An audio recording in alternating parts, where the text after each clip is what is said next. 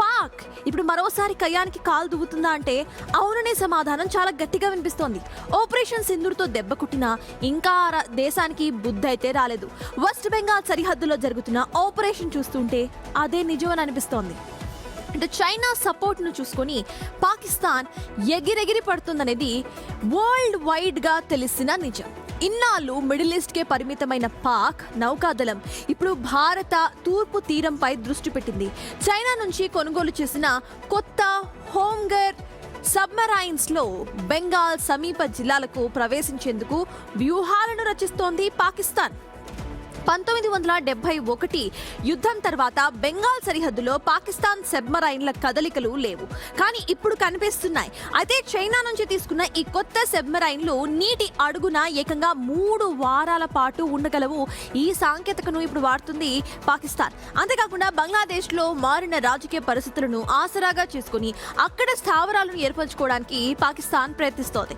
ఒకసారి బంగ్లాదేశ్ పాలిటిక్స్ ని చూస్తే అంతకు ముందు ఉన్నప్పుడు పూర్తిగా కూడా పాలిటిక్స్ కాస్త ఇండియాకు ఫేవర్గా ఉండేవి. అండ్ ఎక్కడా కూడా టెర్రరిజంని ప్రోత్సహించే పాలిటిక్స్ అప్పట్లో కనిపించలేదు. కానీ ఇప్పుడు పూర్తిగా పొలిటికల్ సిచ్యువేషన్స్ అక్కడ మారిన తర్వాత ఈ రోజుటి ఏదైతే అప్డేట్ మనం చూస్తే ఇప్పుడు పాకిస్తాన్ చైనా వైపు మొగ్గు చూపిస్తోంది బంగ్లాదేశ్.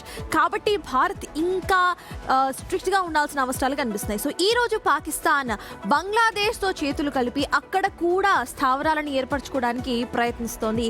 ఈ విషయం విశాఖలోని ఈస్టర్న్ నావల్ కమాండ్ కు కొత్త సవాల్గా మారింది. మరోవైపు చైనా కూడా బంగ్లాదేశ్ లో సబ్మెరైన్ బేసెస్ ను పోర్ట్లను అభివృద్ధి చేస్తూ భారత్ ను చుట్టుముట్టే ప్రయత్నం చేస్తోంది.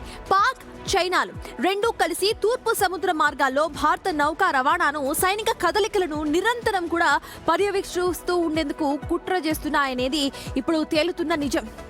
మరి భారత్ యాక్షన్ ప్లాన్ ఎలా ఉండబోతోంది?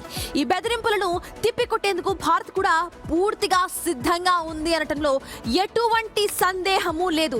విశాఖలోని అను జలంతర్గాములో ఇక అండమాన్ నికోబార్లోని ఐక్య సైనిక కమాండ్ అధునాతన నిఘా విమానాల ద్వారా భారత నౌకాదళం బెంగాల్ ఖాతాపై నిరంతరం నిఘా ఉంచుతూనే ఉంది. శత్రువులు ఎలాంటి సాహసానైనా సరే తక్షణమే అడ్డుకునే సామర్థ్యం భారత్ కు ఉందని అధికారులు తేల్చి చెప్తున్నారు. మరి పాకిస్తాన్ ఇప్పటికే కయ్యానికి రెడీ అని అంటోంది. రీసెంట్ గా తుక్కుగా ఓడిపోయిన తర్వాత కూడా ఆ దేశానికి బుద్ధి రాలేదు. ఇప్పుడు మరో 2 దేశాలతో కలిసి ముందుకొద్దామన్న ఆలోచన చేస్తున్న భారత్ మాత్రము ఎక్కడా వెనకడుగు వేసే ప్రసక్తే కనిపించడం లేదు.